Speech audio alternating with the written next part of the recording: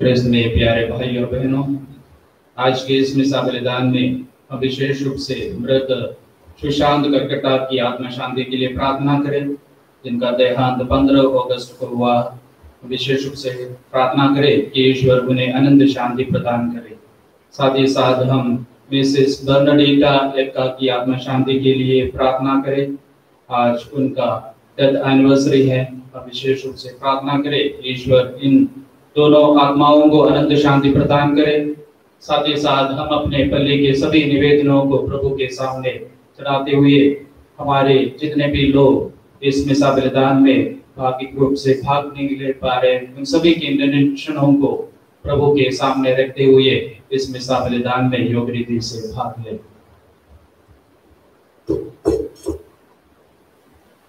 In the name of the Father and of the Son and of the Holy Spirit. Amen. The grace of our Lord Jesus Christ and love of God and the communion of the Holy Spirit be with you all. My brothers and sisters in Christ Jesus, today the 21st Sunday of the ordinary time, and we have for our reflection the theme Peter's supremacy, given by Christ when he confessed that he has accepted him as the Messiah, Son of God. There is a general opinion about Jesus, and today we are going to reflect on our particular opinion about Jesus. In the Gospel, we see the Lord is asking, who do people say that I am? लोग क्या कहते हैं कि मैं कौन हूँ? लोग बहुत कुछ कहते हैं कि हमें सुसमाचार को सुनने को मिलेंगे। उसके बाद प्रभु पूछते हैं कि तुम क्या कहते हैं कि what do you say that I am?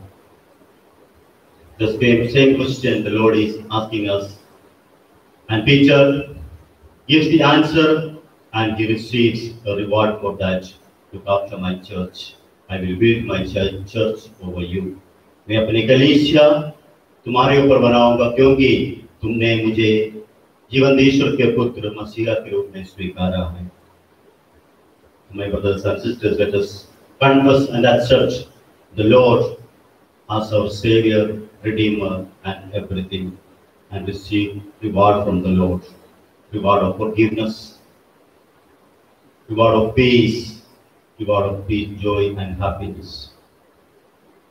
Acknowledging our sins, let us ask Lord for pardon and mercy.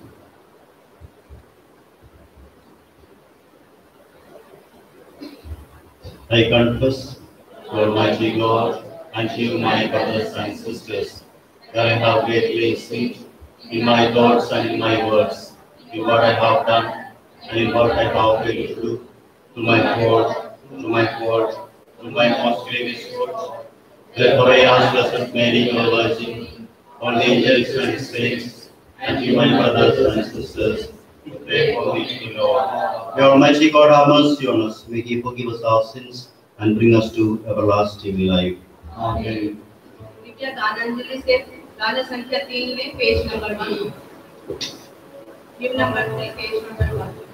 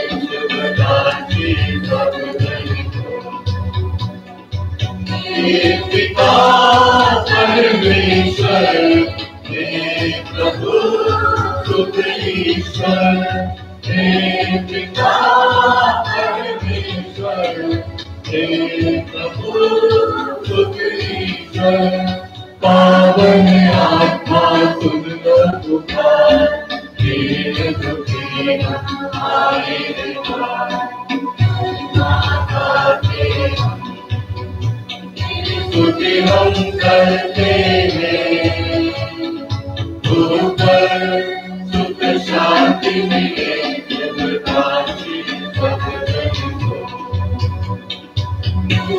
प्रभु पावन है, तू ही प्रभु सृजनहार, तू ही प्रभु पावन है, तू ही प्रभु सृजनहार, केवल तू करता पिता, तेरी हमारी दुर्लभता,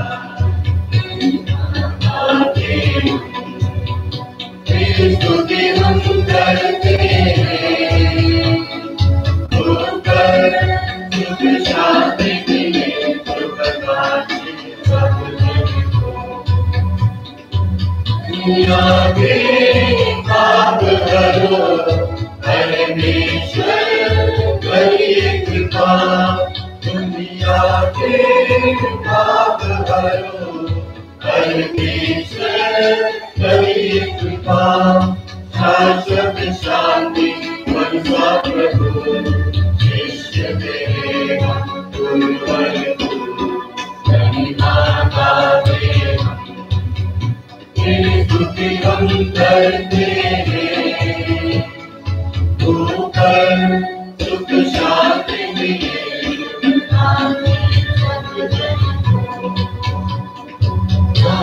पिता के विद्यमान, आत्मा संग विराजमान, पिता के विद्यमान, आत्मा संग विराजमान, हम तेरी महिमा गाते रहे, महिमा गाते हम, तेरी स्तुति हम करते हैं, ऊपर सुख शांति मिले सुखदायी सब जन को।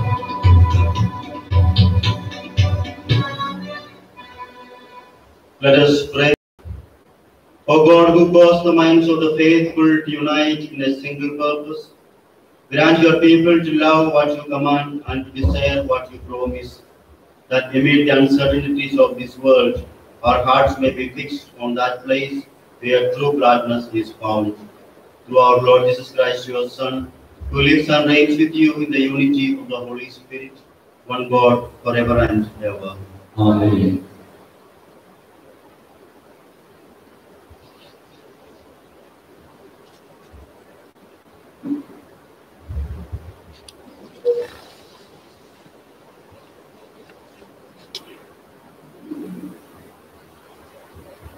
वर्ष का 21वां इतवार, पहला पाठ। नबी इसायास का ग्रंथ। मैं दाऊद के घराने की कुंजी उसके कंधों पर रख दूंगा। विश्वमंडल का प्रभु महल प्रबंध शेबनान से यह कहता है, मैं तुमको तुम्हारे पद से निकालूंगा, मैं तुमको तुम्हारे स्थान से हटा दूंगा। मैं उसी दिन हिजकिय्याह के पुत्र एलीशियाकीम को बुलाऊंगा। मैं उसे तुम्हारा परिधान और तुम्हारा कमरबंद पहनाऊंगा। मैं उसे तुम्हारा अधिकार प्रदान करूंगा। वह यरूशलेम के निवासियों का तथा यूदा के घराने का पिता हो जाएगा। मैं दाऊद के घराने की कुंजी उसके कंधों पर रख दूंगा। यदि वह खोलेगा तो कोई बंद नहीं कर सकेगा, यदि वह बंद करेगा तो कोई नहीं खोल सकेगा। मैं उसे खूंटे की तरह एक ठोस जगह पर गाड़ दूंगा। वह अपने पिता के घर में एक महिमामय सिंहासन बन जाएगा। यह प्रभु की वाणी है। Please take from Galanjali, hymn number 187, page number 121. Hymn number 187, page number 121.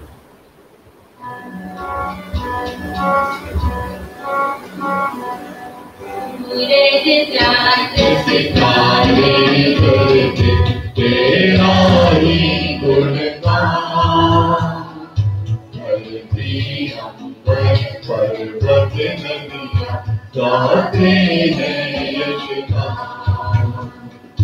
सूरज चाँद सितारे तेरा ही गुणगान। धरती अंबर पर्वत नदियाँ गाते हैं यश गान। तेरे तो कुछ भी नहीं पूरी कारणहार। तेरी दया का अंत नहीं आगे तेरा प्यार। तेरे तो कुछ भी नहीं पूरी कारणहार। तेरी दया का अंत नहीं आगे तेरा प्यार। सूरज चाँद सितारे करके तेरा ही गुणगान। धरती अंबर गाते हैं यश गान। आपकी छाया कर देगी सुंदर जग का बिना। युद्ध नहीं शांति बनी देते यह वरदान। सूरज चाँद सितारे करके तेरा ही गुणगान। धरती अंबर पर्वत नदियाँ गाते हैं यश गान। जन के सत्य कर्मों से रोशन तेरा नाम। कुछ भी देना सबको यहाँ पर दे दे वरदान।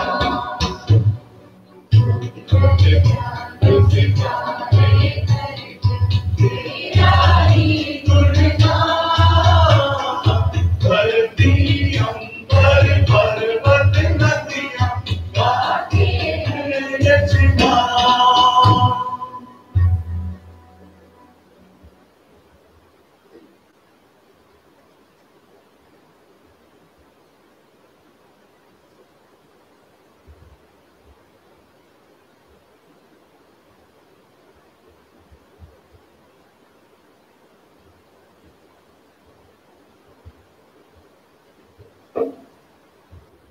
दूसरा पाठ। संत पौलुस ईश्वर के रहस्यमय मार्गों की चर्चा करते हुए इस पर बल देते हैं कि हम इस संसार में रहते समय ईश्वर को नहीं समझ सकते हैं। हम कृपादानों के लिए इसे धन्यवाद भी दे सकते हैं।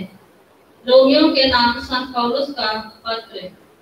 ईश्वर सब कुछ का मूल कारण, प्रेरणा, स्रोत तथा लक्ष्य है। कितना आनंद है ईश्वर का वैभव, प्रज्ञा और ज्ञान।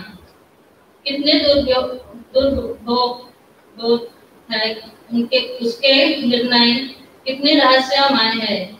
उसके मार्ग कौन प्रभु का मन जान सकता है। कौन उसका परामर्शदाता हुआ। किसने ईश्वर को कभी कुछ दिया है और इस प्रकार वह बदले में कुछ पाने को दावा कर सकता है। ईश्वर सब कुछ का मूल कारण, प्रेरणा, स्रोत तथा लक्ष्य है। उसी को अनंत काल तक महिमा। आमीन। यह प्रभु की वाणी है। ईश्वर को धन्यवाद।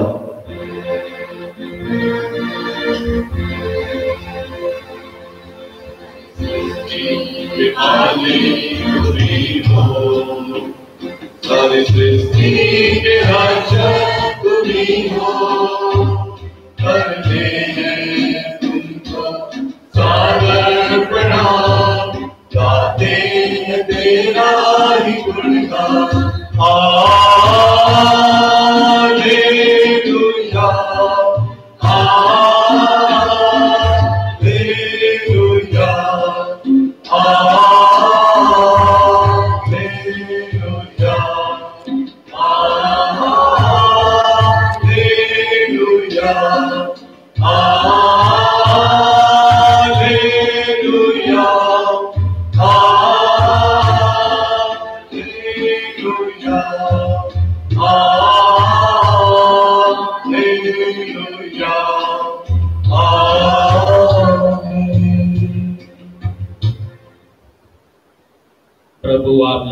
साथ हो और आपके साथ भी। संत मत्ती के अनुसार पवित्र सुसमाचार।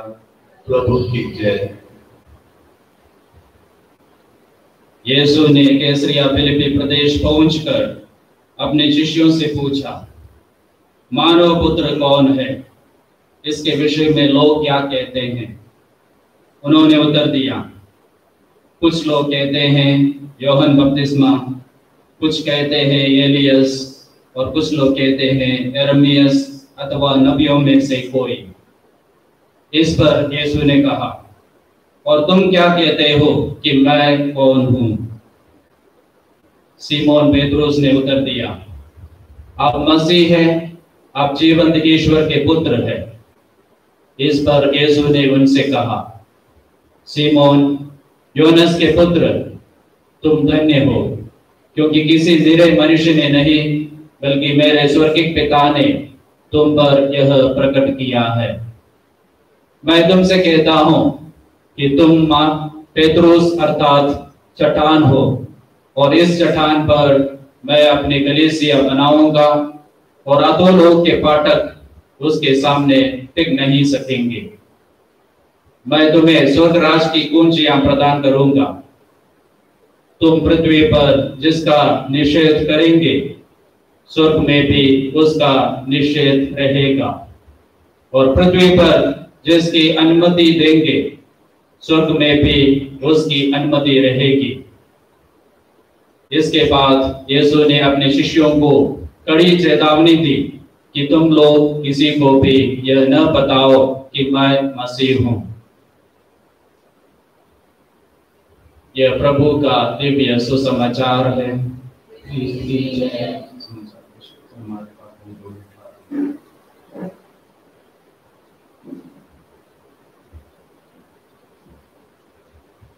क्रिस्त में प्यारे भाई और बहनों, आज के भोजन पद्धति में हमने सुना है कि प्रभु यीशु अपने शिष्यों से पूछते हैं कि मैं कौन हूं? लोग मेरे विषय में क्या कहते हैं? और लोगों के विचार जानने के लिए प्रभु यीशु ने अपने शिष्यों से यह प्रश्न पूछा था। हम जानते हैं कि प्रभु यीशु संसार में मनुष्य बनकर इसलिए आए क्योंकि ईश्वरीय मुक्ति कार्य में हम सभी को सहभागी बनाना चाहते हैं। ईश्वर मानव जाति को मुक्ति प्रदान करने के लिए मानव बनकर हमारे बीच में आए, और उस अनंत राज के लिए हम सभी को तैयार करने के लिए। प्रभु यीशु कोई बड़े वैभव के साथ या कोई शोर शराबे के साथ या कोई दिखावे के साथ नहीं आए, बल्कि एक साधारण मनुष्य के रूप में हमारे बीच में जन्म लिया, और हमारे बीच में जन्म लेकर उन्होंने मानव मुक्ति का कार्य शुरू किया। और आज के सुसमाचार में प्रभु यीशु अपने शिष्यों से पूछते हैं कि लोग मेरे विषय में क्या कहते हैं। सभी लोग अपने अपना विचार रखते हैं। कुछ लोग कहते हैं यिर्मयाह, कुछ लोग कहते हैं एलियस, नबियों में से कोई, और यूहन्ना बपतिस्मा, या अलग अलग उत्तर। प्रभु इन सभी बातों से सहमत थे, लेकिन उन्होंने इससे संतुष्ट नहीं थे। उन्होंने इसलिए पेतरुस शिष्यों से पूछते हैं कि आप लोग क्या कहते हैं कि मैं कौन हूं? और इसका सही जवाब पेतरुस कहते हैं, आप जीवंत ईश्वर हैं, मसीह हैं, और मसीह के रूप में मैं और दूसरे लोग स्वीकार करता हूं। उन्होंने खुद स्वीकार किया, पेतरुस ने खुद स्वीकार किया कि प्रभु मसीह है, इस दुनिया के उद्धार करता है, और जीवंत ईश्वर के पुत्र है। पिता परमेश्वर के इकलौते पुत्र इस दुनिया में आकर हमारी मुक्ति के लिए कार्य करना शुरू किया। यही विचार पेतरुस का था, और यही विचार पेतरुस ने लोगों के सामने, प्रभु के सामने रखा। प्रभु यीशु ने इस जवाब से संतुष्ट हुआ, और उन्होंने पेतरुस से कहा कि यह किसी निरे मनुष्य ने नहीं आपके सामने रखा, It is not revealed by any ordinary person or any person in this world. But the God the Father has revealed it. मेरे स्वर्गीय पिता ने यह आपको प्रकट किया है। स्वर्गीय पिता की कारण ही आप मुझे स्वीकार किया है। हाँ कृष्ण में प्यारे भाई और बहनों, क्या हम प्रभु यीशु को इसलिए स्वीकार करते हैं कि दूसरों के कहने पर या अपने दिल से, अपने मन से हम ईश्वर को स्वीकार करते हैं? जब हम शोर शराबे या दिखावे के साथ ईश्वर को मानते हैं तो वो केवल दिखावे के लिए ही रह जाते हैं। प्रभु यीशु आज अपने अंतःकरण से पूछते हैं, क्या हमारा विश्वास ईश्वर पर है? हम ईश्वर पर कितना विश्वास करते हैं, उनको कितना महत्व देते हैं? कभी कभी हम ईश्वर को फॉल्स आइडल्स के रूप में स्वीकार करते हैं। इस दुनिया की चीजों को हम ईश्वर मानना शुरू करते हैं। कभी कभी हम पैसे, sports, movies, mobiles, video games, alcohol, public appearances, powerful presentation of ourselves या इवन लेजीनेस या मटेरियलिज्म, इन चीजों में हम ईश्वर को देखते हैं। हम अपने प्रभु यीशु को सही मायने से देखने के लिए असमर्थ हो जाते हैं। हम दुनियादारी बातों में ज्यादा ध्यान देते हैं और दुनियादारी चीजों में ज्यादा ध्यान देते हैं। हम अपने आप को दिखाना चाहते हैं कि हम मसीह के पुत्र हैं, लेकिन वो ईश्वर ने जिस तरीके से, प्रभु यीशु ने जिस तरीके से दिखाया है उस तरीके से नहीं। हम अपने तरीका बना लेते हैं और सोचते हैं कि हम ही सही हैं। लेकिन आज प्रभु यीशु जिस तरह शिष्यों से कहा गया कि जीवंत ईश्वर को स्वीकार करने के लिए दिल से, मन से हम ईश्वर को स्वीकार करने की जरूरत है। हम फॉल्स आइडल्स में नहीं, बल्कि हम ईश्वर की सही रूप को, ईश्वर की जो सहानुभूति को समझकर ईश्वर को जब हम स्वीकार करेंगे, तभी हम मसीह कहलाने योग्य बन जाएंगे। क्या हम ईश्वर को पूजा करते हैं या इस दुनिया की चीजों को हम पूजा करते हैं? आज अपने अंतःकरण को जांच कर हमें देखना है।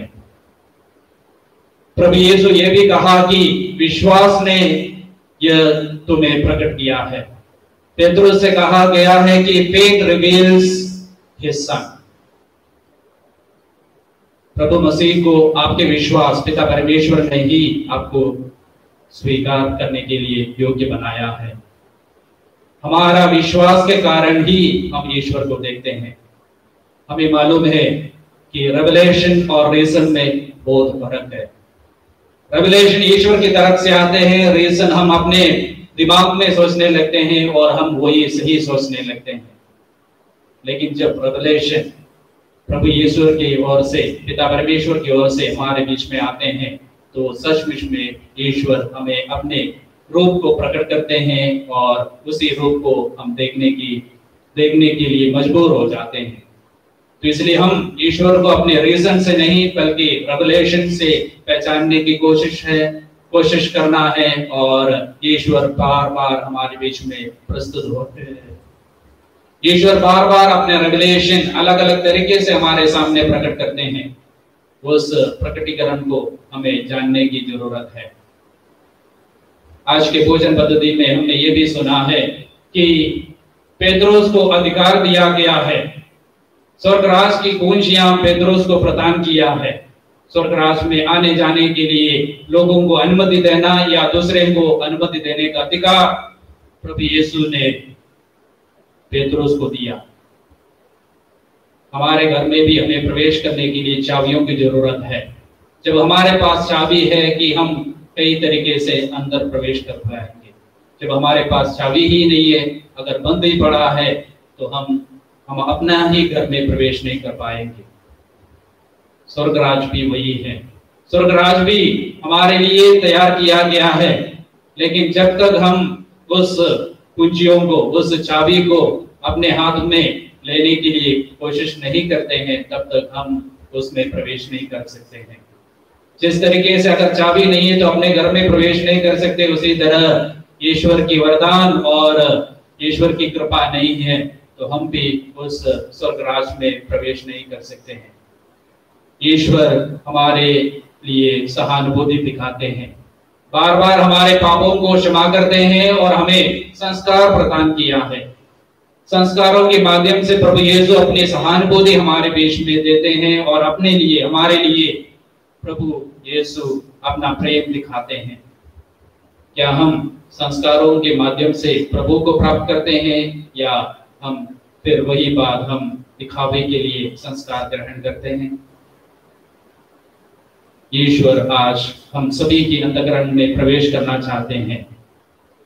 ईश्वर ने अपना फंडामेंटल जो नेचर है प्यार करने का, वही नेचर हमारे बीच में प्रकट करते हैं और हमें भी वही नेचर प्रदान किया है।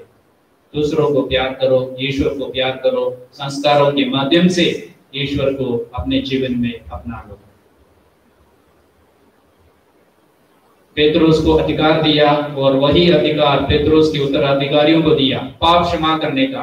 विशेष रूप से जब पाप स्वीकार के संस्कार हम ग्रहण करते हैं तो अपने पापों को हमारे पापों को प्रभु क्षमा करते हैं और हमें ईश्वर के पास लाते हैं। पेतरुस के उत्तराधिकारियों को इस दुनिया में प्रभु के लोगों को ईश्वर के मार्ग पर ले जाने का अधिकार दिया गया है। संस्कारों के माध्यम से लोग ईश्वर पर पहुंचते हैं, ईश्वर के पास पहुंचते हैं और ईश्वर के प्रेम को पहचानते हैं।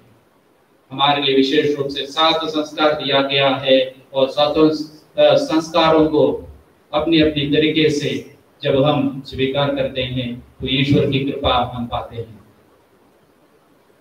आइए आज के इस भजन पद्धति में अपने अंतःकरण को जांच कर देंगे किस तरीके से हम संस्कारों को ग्रहण करते हैं। जिस तरीके से पेत्रुस को अधिकार मिला उसी तरीके से अपने अंदर भी प्रभु अधिकार देते हैं जब हम ईश्वर को प्यार करते हैं। जब हम ईश्वर को प्यार करते हैं, सच्चे दिल से प्यार करते हैं, तो प्रभु हमें अधिकार देते हैं। उस अधिकार को अपनाने के लिए हमें प्रभु को प्यार करने की जरूरत है। संस्कारों को सही मायने से स्वीकार करने की जरूरत है और संस्कारों को प्रभु प्रेम आपस में बांटने के लिए, दूसरों को देने के लिए हमें स्वीकार करना है। तो आइए हम वही प्रश्न को उत्तर ढूंढे, अपने मन में उत्तर ढूंढे जिस प्रश्न को प्रभु यीशु ने पेत्रुस से और अन्य शिष्यों से पूछा था। आप क्या कहते हैं मेरे विषय में? प्रभु के विषय में क्या हम सही मायने से प्रभु के प्रेम को अपनाने के लिए सही रूप से सोचते हैं या हम शोर शराबा करते हैं या हम दिखावा करते हैं और ईश्वर के भक्त होने का नाटक करते हैं? तो आइए अपने जांच को, अपने दिल को, अपने मन को जांच कर देके और ईश्वर से प्रार्थना करें कि ईश्वर हमें वरदान प्रदान करे, ईश्वर के प्रेम को जाने और ईश्वर की कृपा से हम एक अच्छे क्रिस्तीय जीवन जी सके।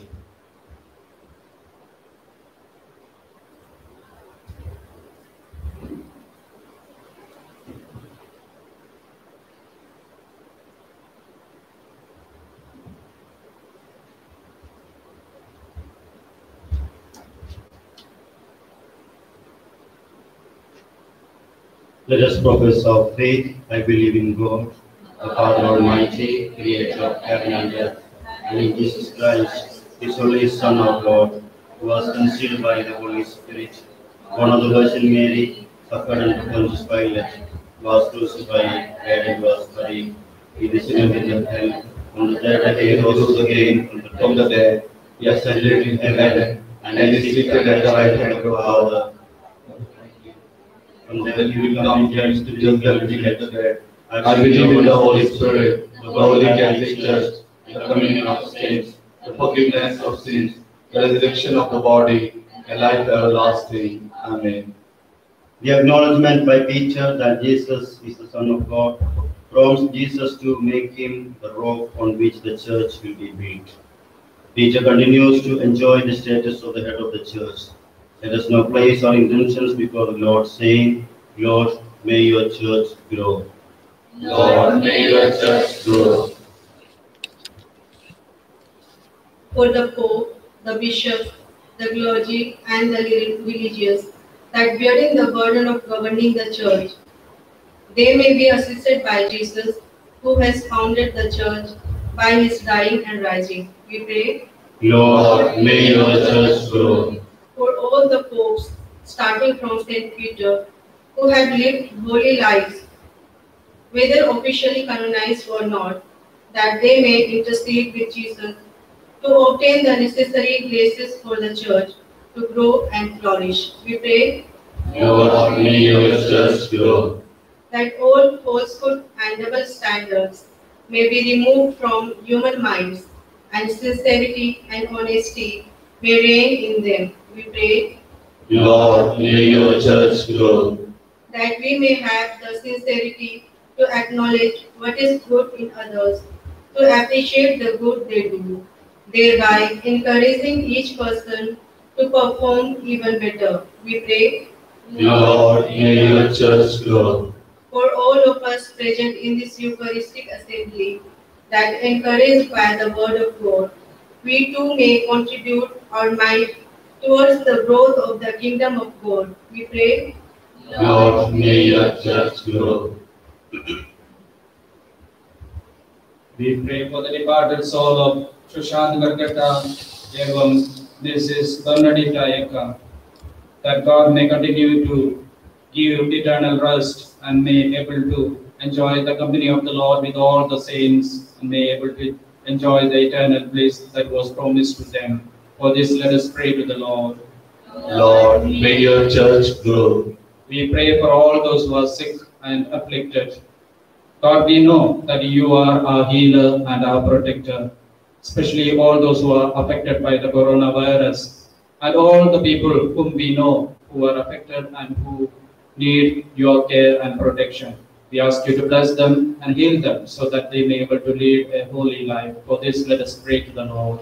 Lord, may your church grow. We pray for all the children and the youth of our parish, that they may experience God's love in their life.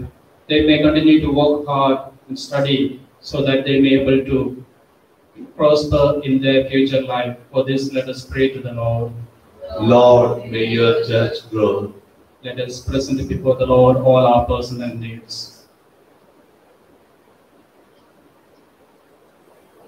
God our Father, we thank you for the gift of Jesus, your Son, who has placed his trust in his disciples, as he made them responsible for the governance of the church. By making Peter the head of the church, Jesus has made his intention clear that the church, as well as her governance, belongs to his disciples.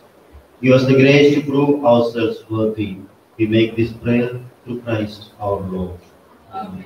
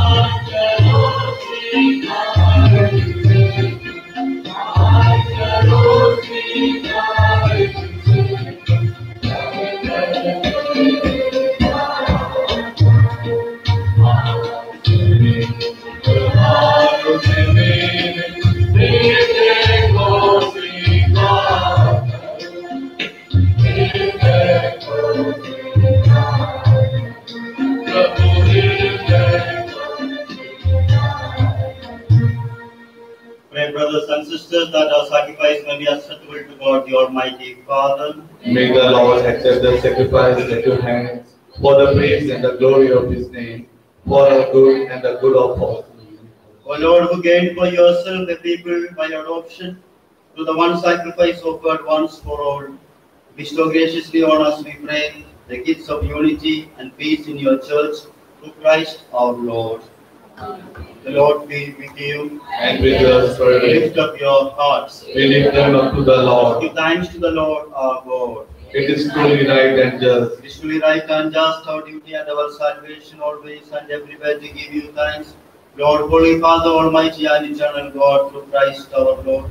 For out of compassion for the waywardness that is ours, He humbled Himself and was born of the Virgin. By the passion of the cross, He freed us from unending death, and by rising from the dead, He gave us life eternal. And so with the angels and archangels, we sing the hymn of your glory, as without end we acclaim.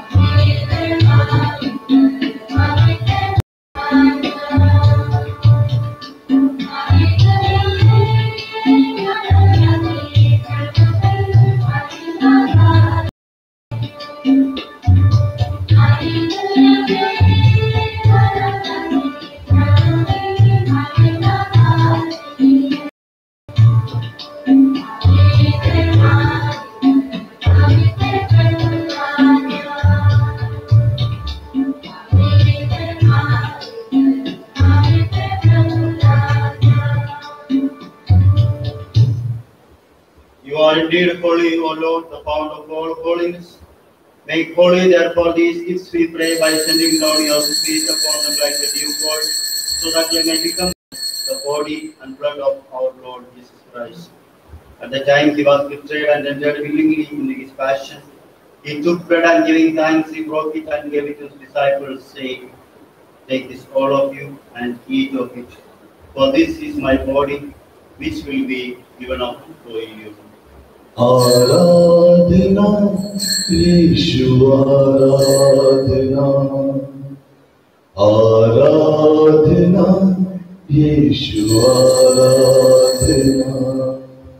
In a similar way, when supper was ended, He took the chalice, and once more giving thanks, He gave it to His disciples, saying, "Take this, all of you, and drink from it, for this is the chalice of my blood, the blood of the new and eternal covenant, which will be poured out for you and for many for the forgiveness of sins.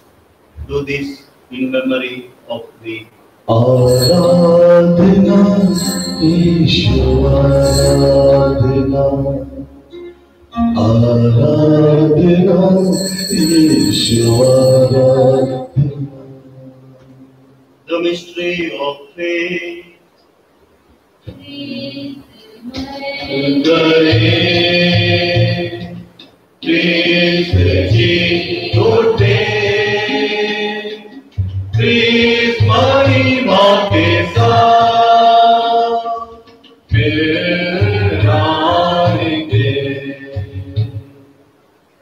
Therefore, as we celebrate the memorial of His death and resurrection, we offer you, Lord, the body of the Holy Spirit. Remember, Lord, your church, spread throughout the world and bring her to the fullness of charity, together with Francis our Pope, Albert and all the clergy.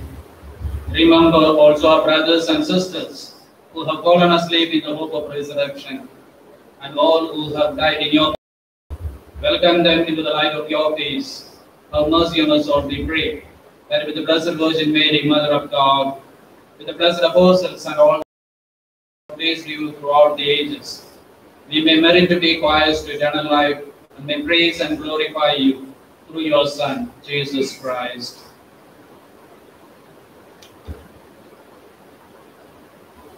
Through Him and with Him and in Him, O God Almighty Father, in the unity of the Holy Spirit, all glory and honor is yours forever and ever. Amen.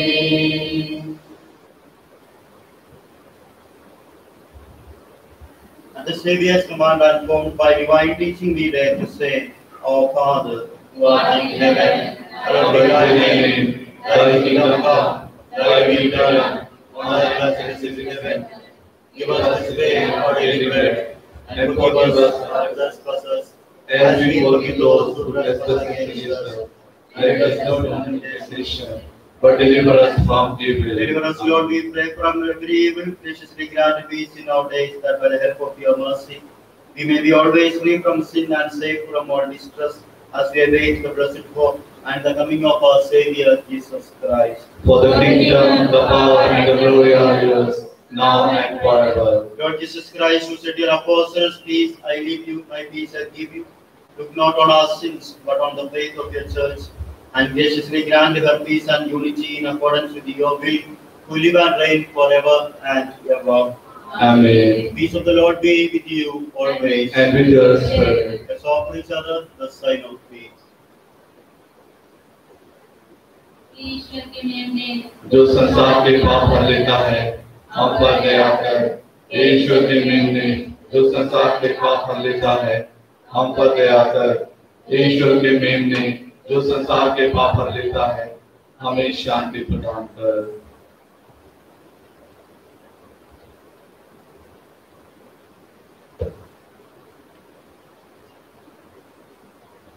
Behold the Lamb of God, behold him who takes away the sins of the world. Blessed are those who hold to the supper of the Lamb. But only say the word, and my soul shall be healed.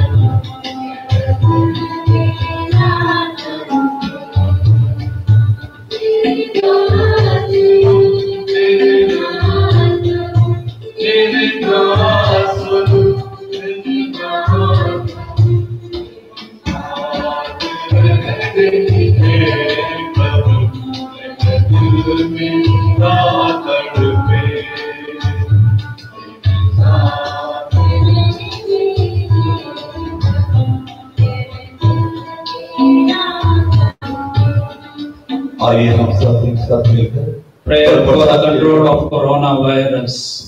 Kindly all stand up and pray together for the control of the coronavirus. All of us, कृपया सभी लोग खड़े हो जाइए. Almighty and merciful God, who show your love to all creation everywhere, hear graciously the prayers We make for all those affected by the coronavirus in the various parts of the world. We come before you asking for a quick control of the outbreak, for a healing of those affected, for the victims and their families. We pray for the caregivers, the doctors, nurses, and attendants, that they are protected from the infection and strengthened in spirit. We pray for the scientists doing research that an effective vaccine to combat the sickness is speedily found. We pray for the government and health authorities that they take appropriate steps for the good of the people. We make this prayer through Christ our Lord. Amen. Prayer for the ear of the word of God. Loving Father, fill us with your Spirit. You reveal yourself to us through your word, who has made flesh and dwelt among us, full of grace and truth, so that we behold your greatness and bounty in the glory of your Son. You make us your sons and daughters by pouring out your loving honors. May we cherish your word and be nurtured by your Spirit. May we follow your word in life and example. Enable us to spread your word of love among all. May your word be a lamp to our feet and a light to our path. This we pray through your Son, our Lord Jesus Christ. Mary, Mother of the Word, and our Mother, pray for us. Amen. Let us pray. Complete within us, O Lord, we pray, the healing work of your mercy, and graciously perfect and sustain us, so that in all things we may please you, through Christ our Lord. Amen. The Lord be with you. And with your spirit. May Almighty God bless you, the Father, Son, and the Holy Spirit. Amen. Go forth, the Mass is ended.